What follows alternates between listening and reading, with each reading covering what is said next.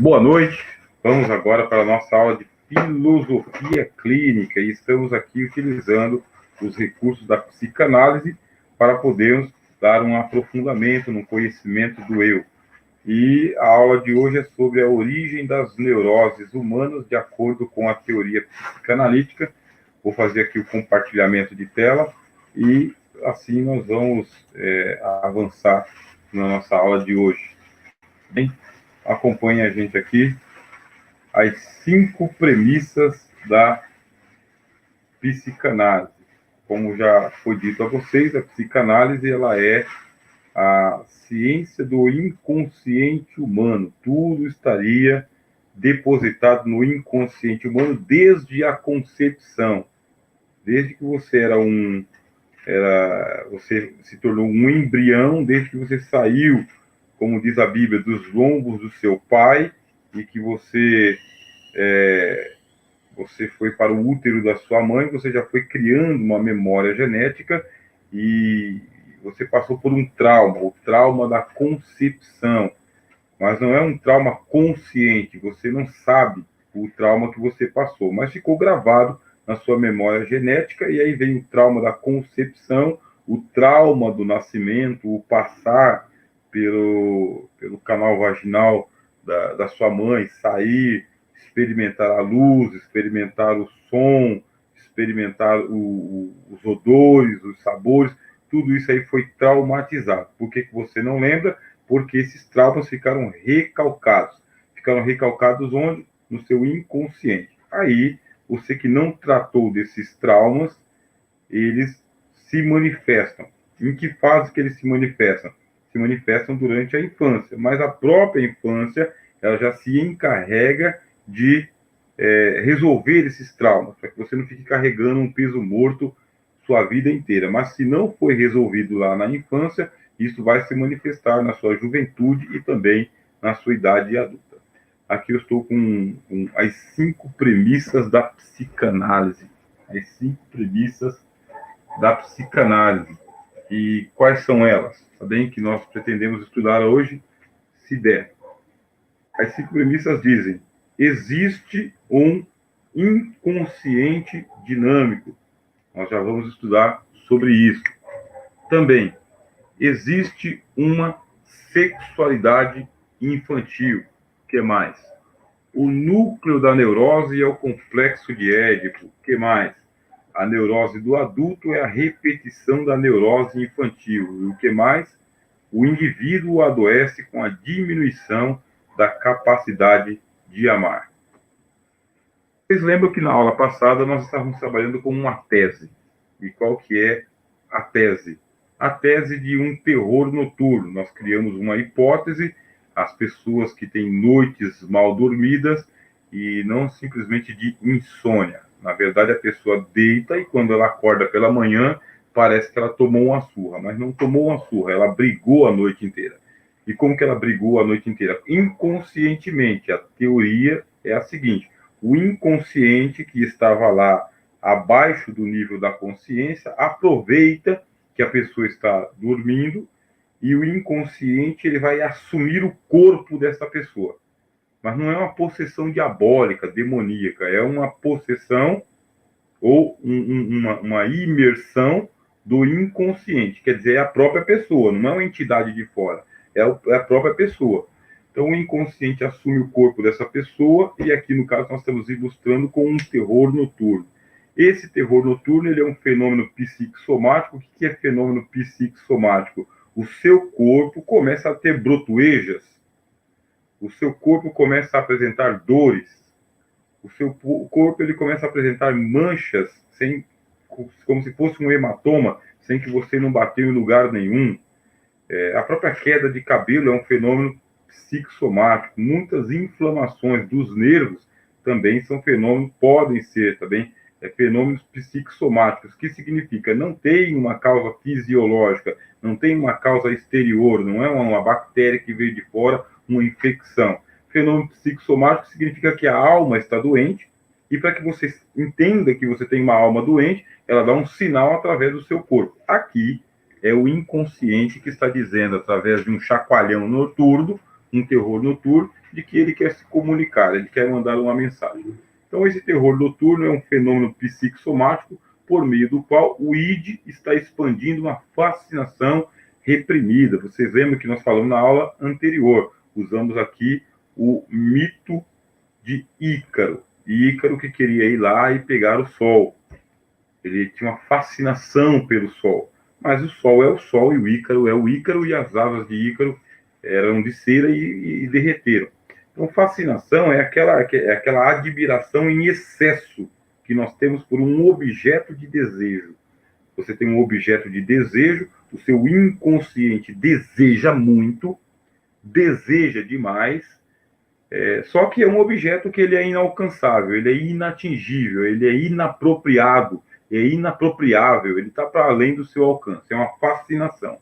Mesmo sendo uma fascinação, você vai em busca desse objeto, e lógico que o objeto que não pode ser apropriado, ele vai lhe causar um trauma muito grande. Aí você vai ter que reprimir a sua fascinação. Você reprimiu, mas não resolveu. E como não resolveu, na nossa tese aqui, quando é à noite, o cara vai dormir, mas não dorme. Por quê? Por causa que o inconsciente toma conta dele.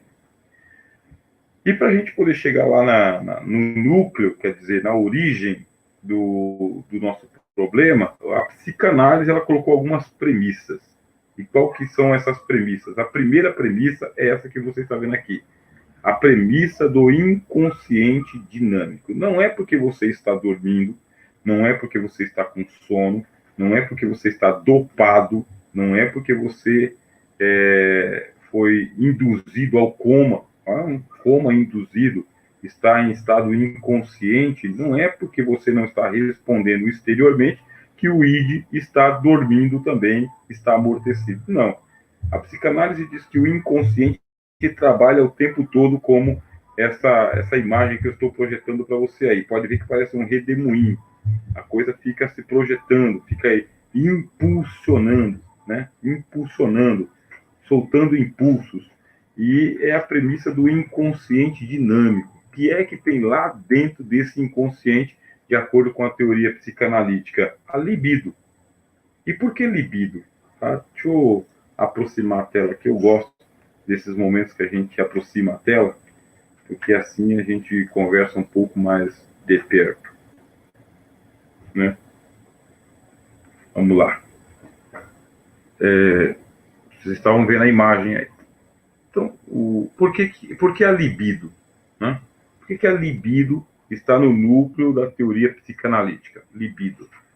Bom, é porque você, eu, todos os humanos do mundo, tá? Todos, são frutos, todos são frutos de uma relação sexual, aliás, heterossexual, bom, é fruto de uma relação heterossexual, do macho com a fêmea. Ponto. Isso no mundo animal, no baixo nível da irracionalidade, e isso no mundo humano.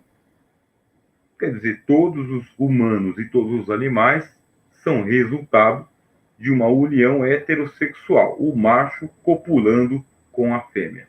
Ponto. Não importa se a mulher chegou ou não ao orgasmo, não importa, tá bem? E não importa também se foi prazeroso ou não para o macho, para o homem. Não importa. O ato é mecânico. Antes de ser aquele ato psicológico, emocional, tomado de paixão, é um ato mecânico. Por ser um ato mecânico e fisiológico, mesmo que não haja emoção alguma, se houver ali a fecundação da mulher ou da fêmea, não tenha dúvida, vai nascer um outro ser da mesma espécie. Então, o que acontece? Todos nós somos resultado final de um prazer. Aí esse prazer é chamado de libido, tá bem? Libido, prazer mesmo. E quer dizer que isso já vem programado no DNA, no inconsciente, na memória genética, a busca do prazer. E é a busca do prazer ao nível do infinito. Não é uma coisa assim comedida, sabe, até o ponto B. É algo extravasante. E E isso fica tão programado no inconsciente de cada um de nós, que nós queremos extrair prazer é de tudo.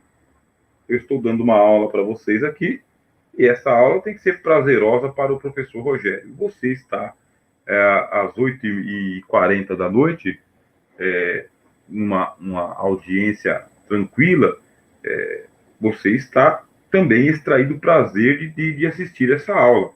Por quê? Se não lhe causar um mínimo de prazer, vai fazer outra coisa. Tem outra coisa que vai lhe dar mais prazer do que assistir a aula. Vai fazer outra coisa. Agora, qual que seria o contrário do prazer? O contrário do prazer não é desprazer. O contrário do prazer, ou o extremo do prazer, é a dor. Então você tem prazer e dor. São duas palavras que a gente trabalha em filosofia clínica. Me traz prazer e traz dor. E muitas das pessoas têm prazer na dor. Quer dizer, quanto mais dolorido, quanto mais doído, quanto mais doloroso, maior a taxa de prazer. Eu aumento. Por isso, me faça sofrer, que eu gosto. Aí é chamado de masoquismo, né? O masoquismo é esse fenômeno de extrair da dor, do sofrimento, extrair o prazer. Por quê? Porque no dia a dia, na normalidade, já está cauterizado. O que é cauterizado? É aquele negócio que você bateu tanto, que perdeu a sensibilidade. Chegou naquele ponto que não tem mais graça nenhuma. Por isso que vem o inverso da moeda. Isso aqui é a nossa aula de filosofia clínica. Por isso que tem a premissa, tá bem? Que eu coloquei para vocês aqui. Deixa eu compartilhar de novo. Tá? A premissa de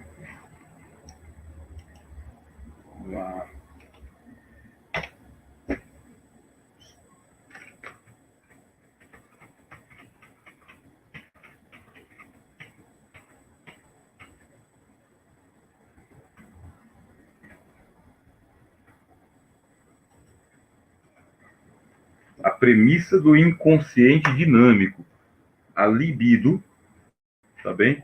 Que está lá no id, a libido, é ela que está dizendo lá no id o seguinte: vamos em busca do prazer? Vamos aumentar a dose de prazer? Vamos fazer as coisas com mais prazer? Ah, mas eu gosto tanto de tomar uma xícara de café, só que você está tão enfastiado de café que você está abrindo mão do café. Só que a libido fala o seguinte: não, você não pode abrir mão do café, você tem que experimentar outros tipos de blend, tem que mudar a xícara, tem que colocar alguns ingredientes ali. O problema não é o café, você não pode abrir mão desse prazer. Prazer único, que só o café pode lhe trazer, só o chocolate pode lhe trazer, só o abraço pode lhe trazer. A libido está pulsionando. Então a psicanálise vai dizer o seguinte: não adianta você fingir que não está lá, está lá, mesmo que você queira ignorar. Aí vem um problema de nós que somos cristãos, né? Qual que é o problema de nós que somos cristãos? Nós somos incentivados pelos sermões moralistas, nós somos educados, nós somos, como que eu vou dizer, catequizados, dogmatizados, a refrear os impulsos.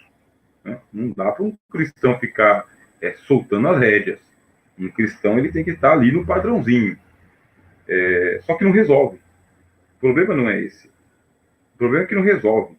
Então, aquilo que você não pode fazer e declarar que está sendo feito, ou pelo menos agir com naturalidade, você vai passar uma camada de verniz. Então, aí vem o adoecimento de quem? Vem o adoecimento da psique. Por isso que é psicanálise. A psique, esse inconsciente, seu adoece. Por quê? Você não pode confessar os seus piores pecados para os melhores da igreja. Você já pensou? Você chegar lá e falar: vem aqui, pastor, eu tenho uns pecadões para te confessar aqui. Você vai para o banco, meu irmão. E se o pastor for um língua solta, ele vai te soltar lá no meio da igreja, lá, e você vai ficar lá envergonhado. Quer dizer, é melhor você dar uma recalcada, dar uma invernizada e dar uma camuflada. Então você imagina sob os olhos de Deus. Tenta ser Deus. Você não é Deus. Tenta se colocar aos olhos de Deus. Vendo a cristandade muito bem comportada ali e de vez em quando tendo alguns comportamentos que a psicanálise chama de comportamentos histéricos. sabia disso? São comportamentos histéricos. Você vê que uma pessoa muitas vezes transbordando no Espírito Santo, né?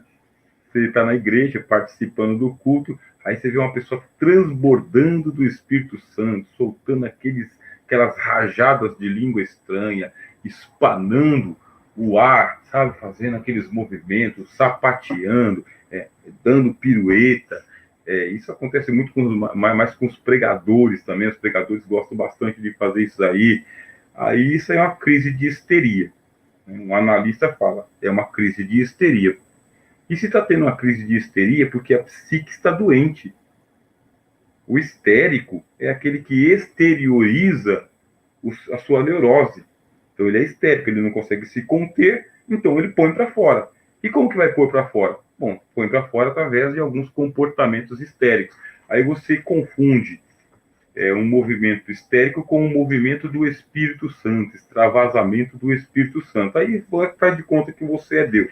Não é, tá? É um faz de conta. Todo mundo regradinho, comportadinho ali, sabe? Comedido, dando a impressão de plena santidade. Aí Deus pega e fala, está doente, da planta do pé ao topo da cabeça. Livro de Isaías, profeta Isaías. Toda a cabeça está enferma. Então, por isso que o apóstolo Paulo fala, Deus não aceita a aparência do homem, nem adianta passar verniz. Nem adianta, tem que trabalhar isso aí. Diante de Deus, pelo menos diante de Deus, tem que ser muito autêntico e aprender a não confundir realmente a sensibilidade do Espírito Santo com comportamentos histéricos. É isso que é filosofia clínica. É uma coisa muito crua. Tá? É muito cru mesmo. É uma coisa bem carne crua. Não tem sal e não tem fogo. É do jeito que está saindo do matador.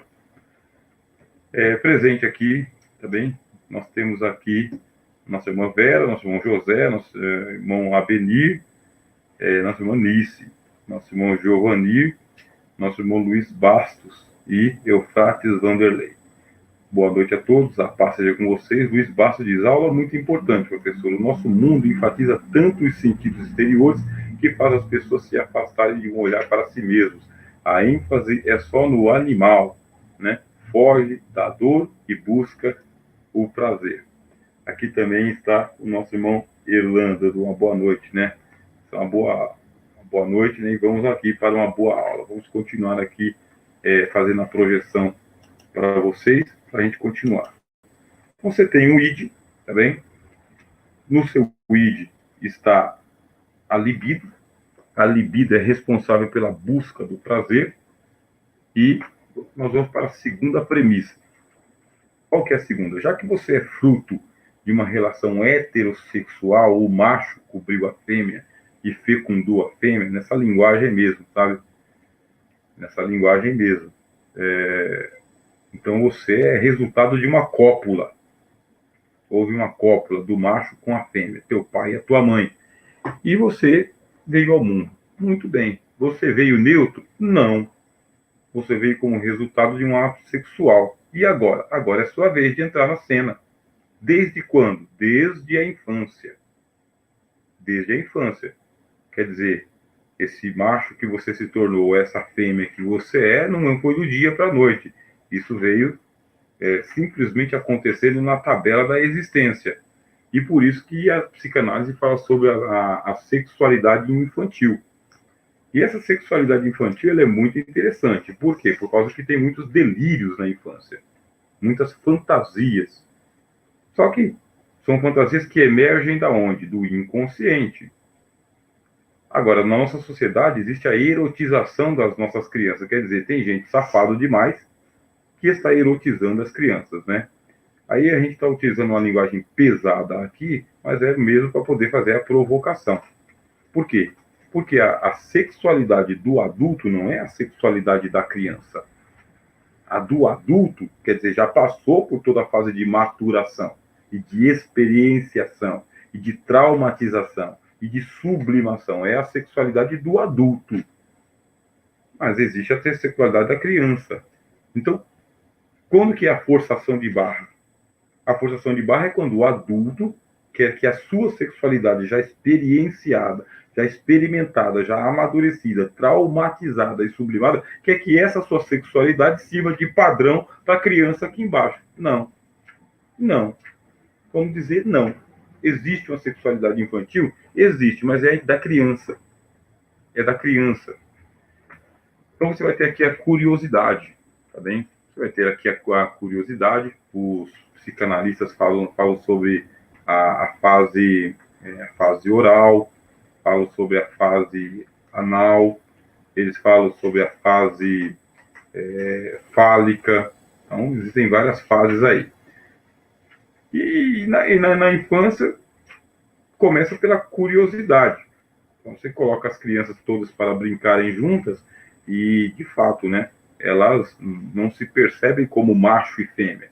Elas não se percebem, mas se percebem como menino e menina. Se percebem.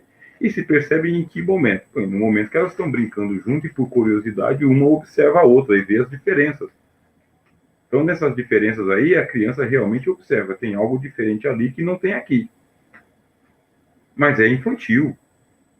Quer dizer, é o que a gente chama de inocente. As crianças são inocentes. Não inocentes, são ingênuas. Elas não têm essa malícia, tá bem?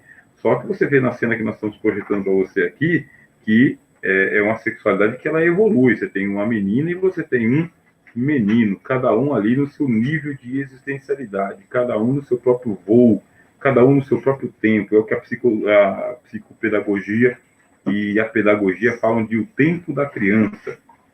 Então, cada criança aprende no seu tempo, no seu contexto. O que nós não podemos admitir? Nós não podemos admitir adiantar o processo existencial, é expor as crianças a uma erotização. Vocês lembram que lá nos anos 90, lá, as músicas sensualizadas e também as modas, né? As modas colocam muitas crianças aí para serem adultos mirins. E lógico, né? Está se cortando uma fase que vai fazer falta na adolescência, e vai fazer falta na juventude, e vai fazer falta lá na maturidade também. Quer dizer, tudo aquilo que é precoce, tudo aquilo que é antecipado, isso aí vai dar um prejuízo existencial muito grande lá dentro. Aí vamos nós espiritualizando tudo na igreja, e você imagina que você é um pastor de igreja. Agora há pouco eu falei, imagina que você é Deus. Agora você não é mais Deus, não. Imagina que você é um pastor de igreja. E não vamos colocar muita gente na sua igreja, não. Vamos colocar lá 60 pessoas na sua igreja. Agora você imagina essas 60 pessoas ali numa faixa etária de aproximadamente 45 até 60 anos de idade, ou daí para baixo. 60 pessoas. Você pensa que todo mundo que está ali na igreja veio já curadinho? Está todo mundo curado? Teve um encontro sobrenatural com Jesus e Jesus transformou água em vinho? Está todo mundo convertido, todo mundo saradinho, todo mundo de boa? Estamos falando sobre neurose. Isso aqui é a aula de filosofia clínica. A resposta é não. As pessoas estão ali em estado de angústia. Tá? Soren Kierkegaard, filósofo, poeta, cristão, de família de pastores. Soren Kierkegaard falou que existe um estado de angústia existencial, ou que a existência humana é naturalmente angustiante. Você é colocado em angústia. E por quê? Por causa que você não é você mesmo, e nem pode ser você mesmo. Você tem ali na sua igreja 60 pessoas sentadinhos, cantando, orando, dizimando, ofertando, tentando ir para o céu, mas que são abatidas o tempo todo por uma angústia. Aí Kierkegaard fala, que é essa angústia? É a angústia de ser eu mesmo. É isso que ele fala. Primeiro tipo de angústia. Angústia que você é quem você é. Você fica angustiado em saber que você é esse traço. Você não é, sabe, um círculo, você não é um quadrado, você é esse traço. Você é um hiato. Quer dizer, o que é um hiato? Né? Você é um parêntese. Né? Você é um acontecimento entre o A e o B, o A e o C.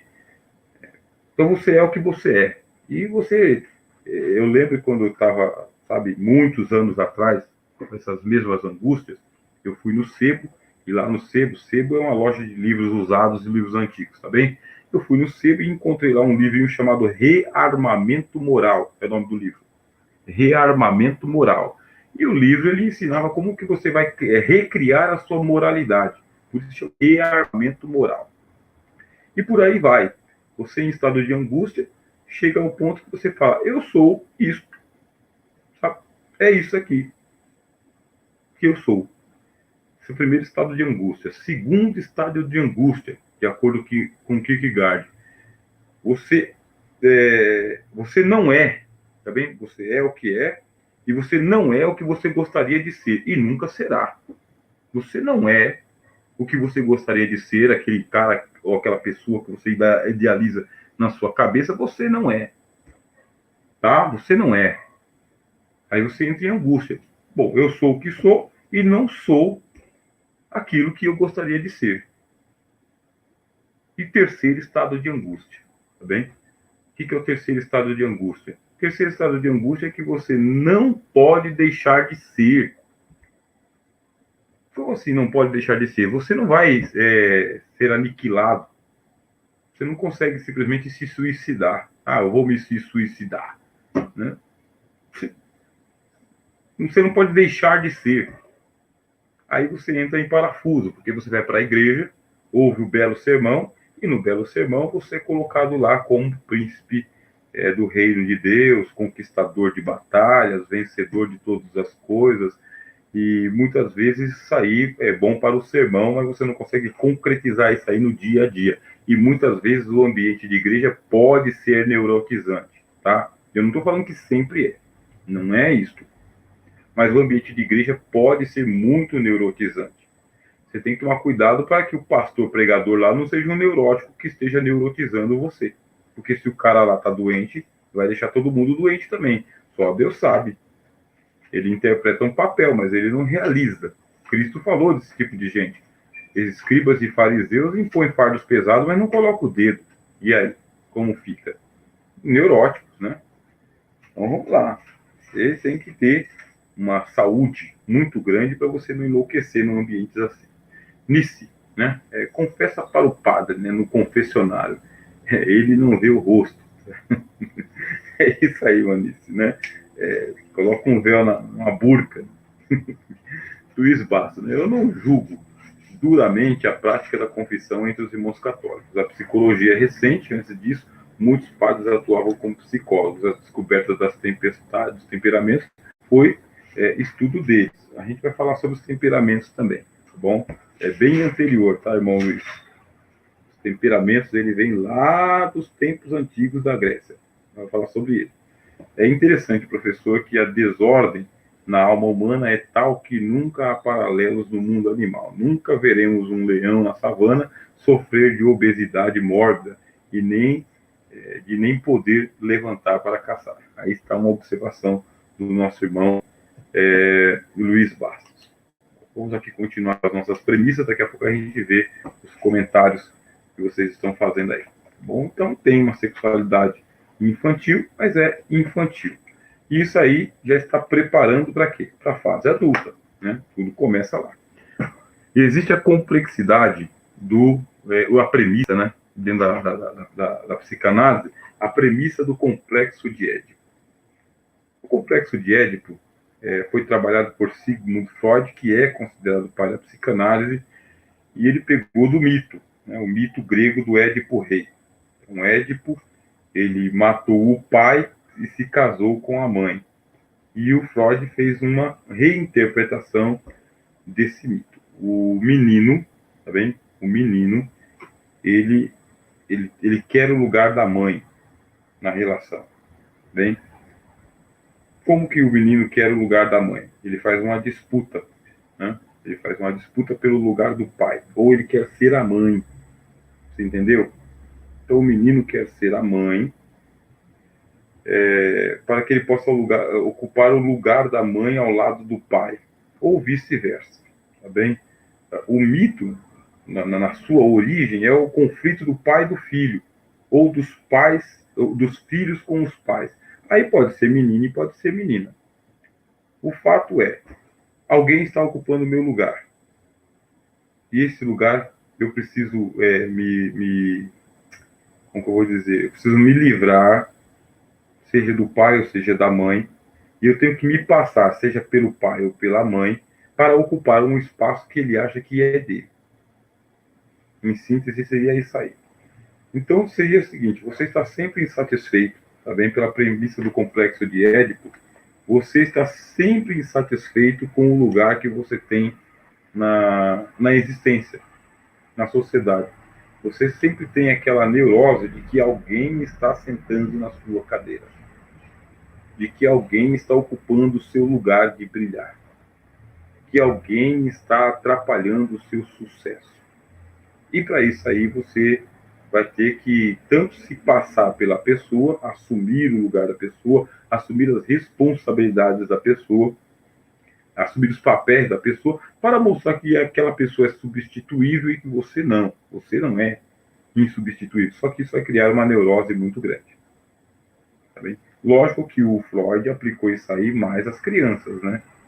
Então o Freud vai dizer que realmente o menino, no caso, ele dorme no meio da cama, né?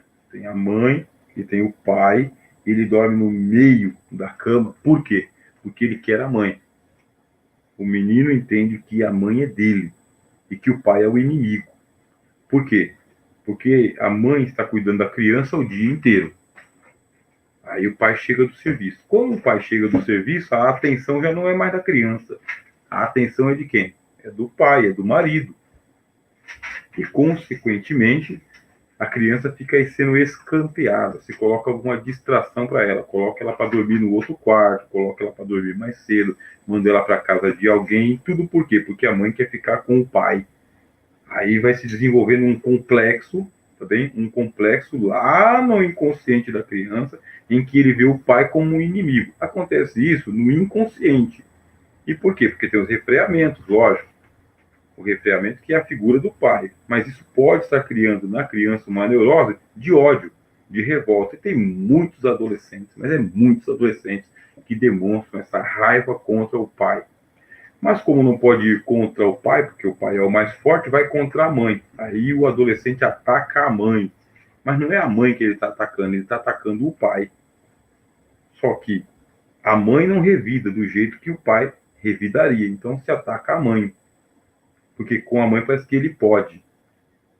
Muito. Aí vai surgindo as agressividades da sociedade. Por quê? Porque a mãe também pode ser aquela matrona, né? Aquela mãe forte, aquela mulher empoderada. Pega a cinta, pega o chinelo, pega um pedaço de porrete e bate na criança, ponto. Coloca ele de volta no lugar dele. Resolveu? Não, não resolveu. Não resolveu. Ele não pôde contra o pai, ele não pôde contra a mãe, mas ele vai começar a namorar. Aí quando ele começa a namorar, ele vai desforrar as neuroses que ele teve com o pai, as neuroses que ele teve com a mãe, vai desforrar nessa namorada, né? Ou, se for o caso da menina, no namorado, ou então em outras relações aí homoafetivas também vai acontecer isso aí. É uma premissa também dentro da psicanálise. Qual que é a grande... O que eu quero dizer, trocando em miúdos, tá bem? Que o outro, ele é um incômodo para você. E que as pessoas começam a mirar no outro, não por causa do outro, começa a mirar no outro por causa das suas neuroses. Você entra em crise, em competitividade com outras pessoas, por quê?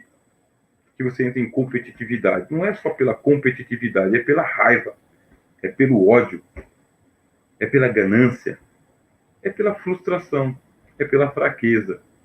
É porque você quer o seu lugar ao sol, mas não o seu lugar ao sol, o lugar do outro. É para você poder aliviar a sua própria dor. Tudo isso aí está dentro do complexo de Édipo.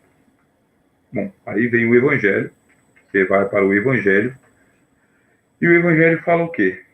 O que você vai fazer com essa raiva interior que você tem? Né? Esse ódio do mundo que você tem? Você vai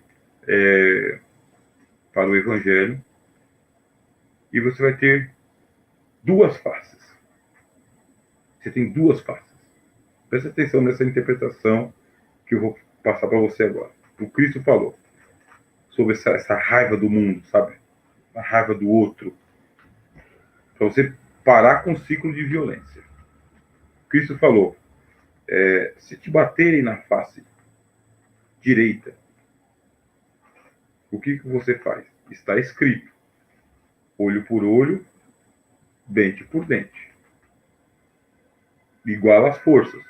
Eu, porém, vos digo: não resistais ao homem mau. Se te baterem na face direita, oferece a outra, oferece a esquerda. Aí a gente faz uma interpretação literal, né? Esse lado e esse lado. Mas não é isto. Não é isto. O Cristo não está falando disto. Para você incentivar a agressão do outro lado do seu corpo físico. Não é isso. Bem, o Cristo está sublimando essa situação. A sublimação dentro da psicanálise é quando você pega o problema e você convive com o problema até que você venha a pairar acima dele. Sublimar é isso, é conviver com o problema até que o problema não seja tão doloroso assim. Até que a realidade não seja tão cruel assim. Isso é sublimar. Não é negar o problema, é dizer ele existe e não tem solução, então eu vou viver melhor. Então o que você vai fazer? Você vai mostrar uma outra perspectiva para o agressor. Esse aí é o não resistais ao homem mau. Não é dizer bate na outra aqui. É dizer o seguinte: existe uma outra perspectiva, existe uma outra forma de você trabalhar com as suas neuroses. Tem uma outra forma de você trabalhar com as suas frustrações, com as suas raivas, com os seus medos, com os seus ódios. Tem uma outra face. E a outra face é quando você tem aquela paciência de você sublimar a própria dor. Está doendo? Está doendo. Não é que não está doendo. Caio Fábio, ele escreveu um livro. Não leio mais o Caio Fábio por falta de tempo mesmo, mas teve um tempo que eu lia o Caio Fábio. Aí ele escreveu um livro chamado Tá Doendo, é o nome do livro. Tá doendo. É para você não disfarçar a dor. Incomoda, incomoda. Chateia, chateia. Entristece, entristece. Magoa, magoa. Mas tem uma outra face. Então qual que é a outra face? Não sei. A outra face é uma outra maneira de você lidar com as suas neuroses. É uma outra forma de você conviver com isso. É dar o tempo para que a outra face também apareça. É evitar o revide na mesma moeda. É não ser impulsivo. Só que aí é evangelho, né, meus irmãos? Aí não é psicanálise, não é filosofia clínica. Mas eu estou aproveitando as aulas de filosofia clínica para passar isso aqui para vocês. Então, o complexo de Édipo, ele vai dizer que existe um conflito existencial de que alguém sempre está ocupando o seu lugar. E que você sabe que existe ali um adversário na frente. E quem é o adversário? O pai ou a mãe. O pai ou a mãe. Bom, deixa eu ver o que vocês estão falando aqui. José Silva. Professor, pela filosofia clínica, a gente parece que não nos conhecemos de verdade. É interessante o assunto. É isso aí, irmão José Silva. Pela filosofia clínica, né, ou pela psicanálise, o que nós conhecemos é só a ponta do iceberg. E a gente se coloca diante de Deus com esses pensamentos e fala: Senhor, quantos dos meus comportamentos eles são pecados? E quantos dos meus comportamentos são vícios?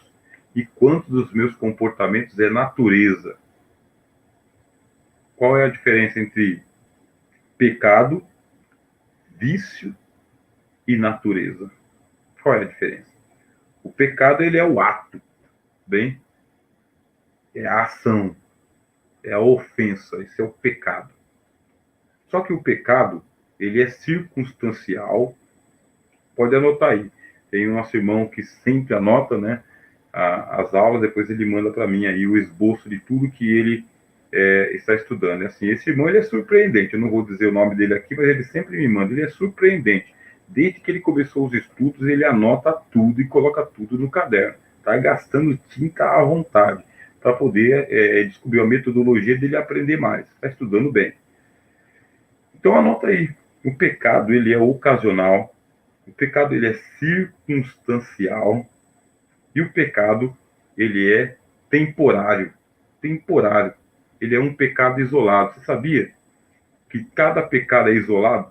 Ele é um ato solitário. O pecado é um ato solitário. Ponto. Vício. que é o vício? O vício é ato contínuo. Vício é dependência. Vício é um negócio que gruda. Vício é uma coisa que compulsiona, ele é compulsivo. O vício, ele é dominador, ele não é dominável. Isso é o vício, é ato contínuo. É a pusilanimidade, ele é pusilânime, ele impulsiona. Sabe aquele empurrão? Você está aqui, ó, com o seu carro parado no farol, vem um caminhão, sabe? Perde o freio, você está ali com o seu carrinho, aí vem um caminhão, bate, engaveta você com o caminhão da frente. Acabou. O que é o caminhão? É o vício. Vem com tudo. Então, a pessoa que ele tem vícios, de qualquer ordem, tá bem? Pode ser compulsão, sexualidade compulsiva, né? As pessoas que sofrem de compulsão sexual não têm prazer no ato da sexualidade, porque não tem parceiro que consiga satisfazer a pessoa que é compulsiva. Não tem. É uma frustração sobre outra frustração. Pode multiplicar a quantidade, fazer isso todos os dias com muita gente que não tem parceiro que venha satisfazer uma pessoa que sofre com compulsão sexual. E aí eu falei da sexualidade, que aqui é a aula própria para isso aí, mas existem os outros vícios. O cara que joga, o que é compulsivo em jogar. Ele pode ter uma modalidade de jogo, que pode ser o dominó, o carteado, pode ser um cassino. A compulsão é muito grande, não é porque ele tem que ganhar, não é a questão de ganhar, é porque existe uma insaciedade, ele é insaciável mesmo, que ele tem que liberar um pouquinho de serotonina, ele tem que liberar um pouquinho da enzima do prazer para ele poder continuar existindo. Quer dizer, muitos têm prazer em perder. Ele joga e ele tem prazer em perder, porque quando ele perde, é liberado uma carga de adrenalina para ele que ele tem que ganhar. Mas não é ganhar. Não é ganhar. Quando a gente fala de complexo, é justamente que ela é o reverso da moeda. Não é aquilo, é outro. Quer dizer, existem essas compulsões para a sexualidade, existem essas compulsões para a jogatina, para a ingestão de entorpecentes, para a própria agressividade. Tem gente que realmente é dominado por um instinto de agressividade muito grande. Então, qual é a diferença entre pecado, qual é a diferença entre vício e qual é a diferença entre natureza? Natureza. Natureza é aquilo que é natural, está programado na physis. A pessoa é assim. Pecado é ocasional, circunstancial e temporário. Vício é a impulsão que foi adquirido. Agora, a natureza já vem com a pessoa. Ela é assim, a índole dela é assim. É o que faz ela ser o que é. Difícil, né? Ser feliz. Deixa eu ver aqui. Giovanni Luiz Bastos. Professor, esse ciúme é observado até entre os animais com seus donos. Eles também têm o complexo de Édipo ou é só ciúmes mesmo? Bom, até onde a gente sabe, tá bom? Essa carga que a gente chama de ciúmes aí, ela é instintiva, né? Então é instintivo mesmo pelo instinto de autopreservação, autoproteção da propriedade. Então o dono é visto como propriedade do animal. Aí quem se aproxima, o animal vai instintivamente atacar, por quê? Porque está atacando a propriedade dele. Tanto é que os cães eles costumam fazer xixi para demarcar o território deles. E por que fazem isso aí? Instintivo também. Se entrar por aqui, vai dar briga. Né? Até onde eu sei. Bom, nossa irmanice, né? Eu sublimo o meu silêncio. Né? Vontade de falar bastante, né, irmão? Mas, né, irmanice? Mas aí a irmã segura. Maísa Silva. A Bíblia diz que a vara tira a loucura do coração da criança. A força comedida, às vezes, é necessário. E aí? Quando a gente vai para quando a gente vai para a empiria, Empiria é a experiência, tá bem, irmã Maísa? Empiria é a experiência. Vamos para a experiência. A vara realmente está conseguindo fustigar a loucura do coração da criança? O que a escritura pode querer dizer com isso daí? Pela experiência. Por isso que existe aí as áreas da educação que fala sobre a psicopedagogia, fala sobre o tempo da criança, a linguagem da criança. E não é questão de mimar a criança, é questão de entender a criança no mundo da criança. Tem que se entender isso daí. Quer dizer que não funciona com todo mundo. Não funciona com todo mundo, é mais uma questão de repressão mesmo, reprimir, é recalcar, é jogar para o fundo da consciência. Se funciona com muita gente, não funciona com todo mundo. Mas, assim, temos que entender as escrituras. Refúgio teológico, dando uma boa noite, a graça e a paz. Helena. Mas essas coisas não são demônios nas pessoas? Não, não são demônios. Existe a pessoa que está endemoniada, nós vamos ter aula de angelologia, e existe a pessoa que está demonizada. Então, o endemoniado é o diabo do lado de dentro. Tá? Está endemoniada, o diabo entrou. Demonizada é a pessoa que ela reproduz as atitudes de um demônio, mas não é o demônio. Ela imita o demônio, ela faz coisa que só demônio faz. Aí ela está demonizada, tá bem? Então, nem sempre é demônio do lado de dentro. Vamos aqui terminar, tá bem? Terminar, porque a gente tem que ir para a nossa aula de ciências bíblicas. Bom, aula de ciências bíblicas e ainda tem angelologia. Deixa eu me resolver aqui. Compartilhar. Vou aqui colocar a tela. Pronto, voltou. Falamos sobre o complexo, a premissa da repetição das neuroses. O que acontece? Você agora já está adulto, já passou da casa dos 20 anos de idade, e você tem neuroses. Você tem neuroses. Da onde que começou essas neuroses? É essa premissa aqui. As neuroses que você tem agora que você é adulto é a mesma que você tinha quando você era criança. Quer dizer, o complexo de Édipo já estava lá programado em você. Esse complexo de Édipo é ocupar o lugar dos outros. Bem? As suas compulsões, tudo é uma repetição. Quer dizer, que tipo de repetição? É uma repetição que já vem lá da sua infância. Já era assim. Só que, lógico, você era reprimido. Não dá para ficar convivendo com criança neurótica. Então, seus pais foram lá e reprimiram as suas neuroses. Como que foi reprimido? Chupeta, né? Chupeta, mamadeira, foi dando para você, chupeta, mamadeira, pondo para dormir, balançando você. Quer dizer, ninguém dorme balançando. Mas a mãe, ou a tia, ou a avó pega a criança e começa a balançar. Ninguém dorme balançando. Isso foi criando uma neurose em você e criando um vício em você. Um vício. Mas só que em algum momento ele ficou recalcado. O que ficou recalcado? Foi jogado lá para o inconsciente. Só que foi desencadeando outras neuroses. Tem alguns comportamentos seus aí que são comportamentos que te deixam assim, fora de si. Mas tudo é uma questão de repetição.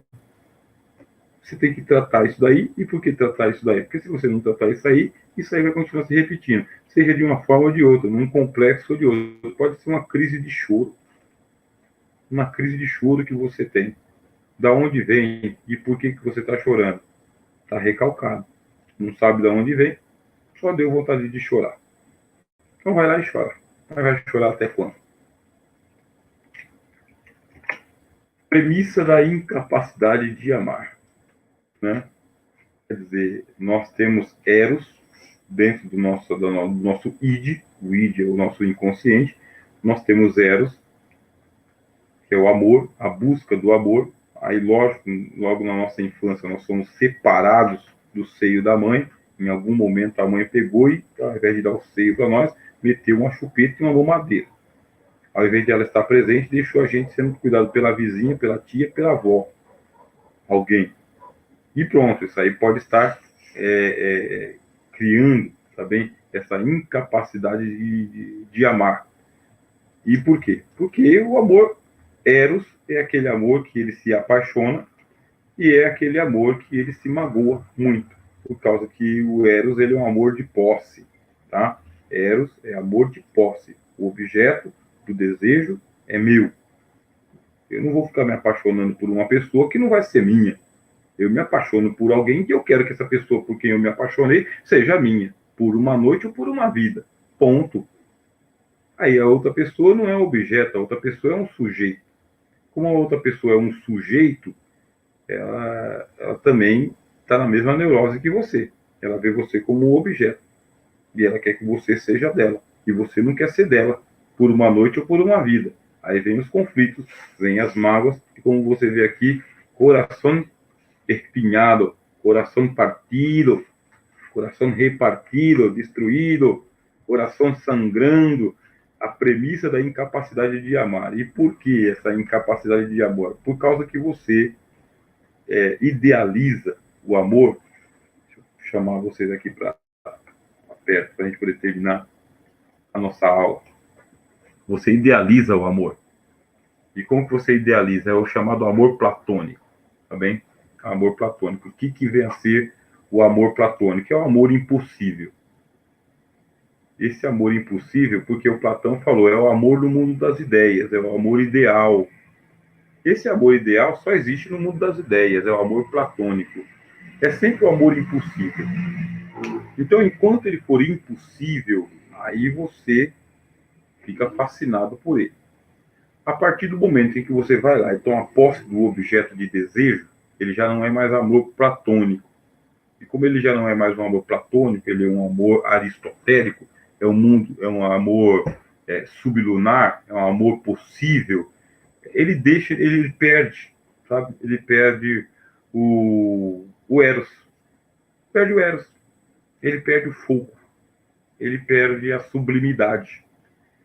E ponto. Aí surge a premissa da incapacidade de amar. E lógico que eu estou me referindo a amor, mas aí isso aí vai se expandir para objetos. O carro que você tanto quer até você conseguir. Depois que você consegue, na primeira semana, primeiro mês, lava ele todo dia e aí daquele que derrubar salgadinho dentro do seu carro. Mas passado ali 2, 3 meses, 4 meses, né, 5 meses, é um calhambeque, bibi. Bom, né? Entra aí, o cara entra até com o pé cheio de barro e você manda lavar. Quer dizer, agora é uma coisa realizada. E você vai em busca de outros amores, tá bem? Então, é a incapacidade de amar. E a psicanálise vai dizer o seguinte: tudo tem uma parábola, tá? Estou terminando aqui a nossa aula. Parábola. Então, você começa aqui embaixo sem ter nada, você não tem. Aí vem aquela fascinação neurótica, que é o complexo de Édipo, eu quero, eu quero, eu quero, eu quero, eu quero. É a libido dizendo eu quero, eu quero, eu quero, eu quero. Aí começa aquela neurose porque você não tem, e a busca para ver se você consegue encontrar onde que está, por que não. Isso aqui acontece na oração, meu irmão. Isso acontece na oração. Crente neurótico orando para Deus, porque ele quer um negócio que ele não pode ter. Aí ele começa na oração, e campanha, e voto, e promessa, e aquele negócio todo. Sabe aquele filme Pagador de Promessa? Que o cara queria colocar a cruz dentro da igreja e o padre não deixou. Então ele começa na neurose dele fazer a oração diante de Deus lá, a oração neurótica. Aí tem a parábola. O que é a parábola? Esse movimento aqui. Aí chega no ápice. O que é chega no ápice? Ou você sublima, quer dizer, se convence que não tem jeito mesmo, aí você tem que viver sem, ou você fica na obsessão doentia de que você quer o objeto de posse e você não tem o objeto de posse, ou você possui. Aí se você possuir, isso aqui é o ápice, tá? É o topo da pirâmide. Aqui, ó, parábola é isso aqui. Lembra de parabólica, tá? Ou você sublima, tá bem? Quer dizer, se convence de que não vai ter jeito mesmo, vai ter que viver com essa frustração, ou você toma posse. Você toma posse. Você consegue, você conquista. E depois que você conquista, aí começa a curva a cair. a curva vai caindo, quer dizer, já não é tão sublime, já não é tão gostoso, já não é tão interessante, já não é tão tudo aquilo. E aí, pronto, vem o ponto zero de novo da parábola aqui embaixo. A premissa da incapacidade de amar. Helena, né? Sim, demonizada mesmo. Isso, demonizada. Nice, graças a Deus que ele não dá tudo o que pedimos. Já pensou que insatisfação e frustração? Nossa, irmã Nice, eu me pergunto para Deus, né? Eu me pergunto todos os dias. A Bíblia fala que se nós pedirmos segundo a sua vontade, aí ele nos dá. Pronto. A facilitou e dificultou. Por quê? Qual que é a vontade de Deus? Você conhece a vontade de Deus? Conhece nem o caminho da lagartixa na sua casa? Como você vai conhecer a vontade de Deus? Conhece nem a sua própria consciência. Como você conhecer a vontade de Deus? Aí João fala, se você conseguir alcançar a vontade de Deus, você vai pedir e vai receber. Né? Então é isso aqui, essa oração. Aí nós temos que passar em revista. Então eu sempre pergunto para Deus por que as orações não são atendidas. Aí Deus fala o seguinte, não é que não é atendida, né? Só que Deus não atende birrento, meu. Não adianta fazer birra. Não adianta não. Nós estamos vivendo uma situação de pandemia no mundo, e lembra do nosso amado irmão Eduardo, porque nós oramos aí 21 dias, igual o Daniel orou. O Daniel orou 21 dias e ele conseguiu abrir o céu para o anjo Gabriel chegar para ele lá. Nós oramos 21 dias e o Senhor abriu o céu e levou o nosso irmão Eduardo para casa. Ouviu, atendeu do jeito que a gente pediu? Não. E aí? Quer dizer que nós estamos passando por uma crise no mundo em que realmente a gente tem que reaprender a orar, né? Reaprender a fazer orações a Deus. É isso. O curso de Ciência da Religião vai ter algum material em PDF para vender? Olha, irmão, aos poucos a gente está produzindo material, tá bem? Mas eu estou mais recomendando bibliografias. Bom, bibliografias, aí o pessoal está indo atrás da bibliografia, que aí estou sem tempo de produzir o material. Recentemente eu produzi o livro Deus é Pai. Aí eu comecei para escrever o livro Deus é Filho, mas eu estou sem tempo nenhum. Sem tempo nenhum. E é difícil, meu. Difícil. Bom, difícil. Bem difícil.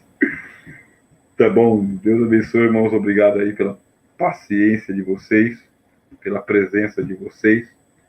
Que o Senhor nos dê graça. Agora é 9h26. Eu vou preparar aqui a próxima aula. Daqui a pouco eu envio o link. E convido vocês a participarem do curso de Ciências da Religião. Nós vamos para o nível médio. E nós vamos conciliar o nível básico, o nível médio. Estou muito feliz com a turma do nível básico, porque todos estão acima da média. A média do Instituto é 6. O pessoal está com 8, 9, 7, sabe? Está todo mundo apto a ir para o nível médio. E nós vamos reprogramar para que em agosto a gente tenha aula de quinta e sexta. Quinta-feira, nível básico. Sexta-feira, nível médio. Vamos começar com exegese bíblica e hermenêutica bíblica. Vai ser top. Né? Helena, pastor, faz os livros sobre Deus e Jesus. Bom, né? Uma boa ideia. Vou pensar sobre isso aí. Obrigado pela ideia. Então é desesperador, irmão, mas é desesperador. Mas assim, eu estou feliz esses dias. Muito feliz. Mas assim, feliz mesmo. Tá? Feliz. Deus respondeu orações que estavam ali. Estava no prelo. O prelo é onde faz o livro. E essa semana eu estava comentando com a minha esposa que nós estamos sendo muito, assim, abençoados, com orações sendo respondidas. Né? Muito feliz mesmo. E hoje mesmo eu estava falando, Senhor, eu fiz 3 orações, 2 foram respondidas. Aí a terceira ela é bem mais complicada. Mas para Deus tudo é possível, né? Para Deus tudo é possível. Paz, irmão. Deus abençoe. Até daqui a pouco.